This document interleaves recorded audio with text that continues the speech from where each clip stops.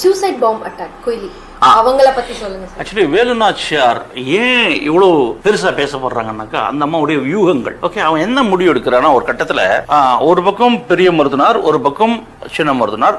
Already Thandavarayan பிள்ளை அவர்கள் அமைச்சர், அவர் வகுத்து கொடுத்த பாதை 16 குறுநில மன்னர்கள் கிட்ட கவுன்சிலிங் பண்ணி ஒன்னா சேர்த்தாச்சு. அப்ப பட பெருசாகி போச்சு. இப்போ வார் எடுக்கிறோம். வார் எடுத்தா என்ன ஆகும்?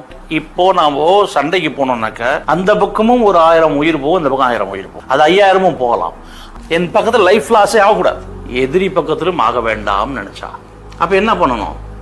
எதிரியை வெல்ல முதல்ல அவங்ககிட்ட இருக்கிற ஆயுதத்தை ஒழிச்சிடணும்.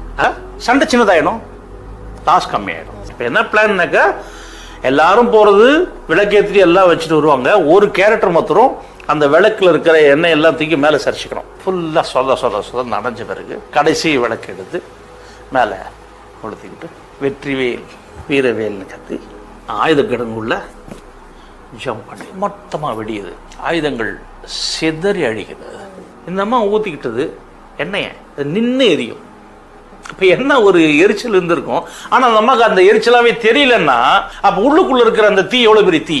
அந்த தாயக விடுதலைன்ற ஒரு தீ இருக்குல்ல, அது எவ்வளோ பெருசு. நான் ஒருத்தி செத்துட்டேன்னா இத்தனை பேர் காப்பாற்றப்படும். சண்டை நடந்தாக்க ஒரு 1000 பேர் செத்துருவான். ஆயுதத்தை நான் அழிச்சிட்டேன்னா இந்த 1000 பேர் உயிரோடு இருப்பான். எது முக்கியம்? இந்த அம்மா குதிக்கிறா. அப்போ வேலு நாச்சியார் நீ போய் இதை செய்யன்னு அந்த அம்மா சொல்லலை. இந்த பிளான் நடந்துட்டு இருக்கும்போது இவன் முன் வரா, நான் பண்ற அந்த வேலையை. அது என்னுடைய பிளே பார்த்தீங்கன்னா தெரியும்.